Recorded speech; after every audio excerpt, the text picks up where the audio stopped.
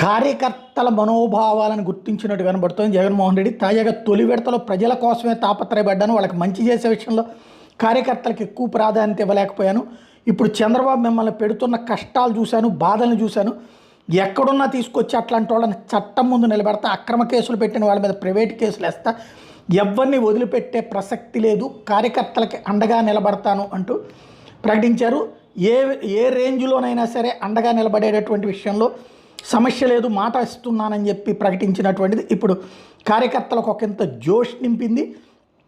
రాష్ట్రాన్ని నాశనం చేస్తున్నారు, ప్రతిపక్షంలో ఉన్నప్పుడు కొన్ని కష్టాలు వచ్చిన మన వ్యక్తిత్వాన్ని కోల్పోకూడదు అంటూ పిలుపునిచ్చారు. టీడీపీ కుట్రతో 16 నెలలు నన్ను జైల్లో పెట్టారు, అప్పట్లో కాంగ్రెస్ టీడీపీ కుట్ర పని అంటూ చెప్పుకొచ్చారు. ఆయన ఏమన్నారు ఒకసారి విందాం.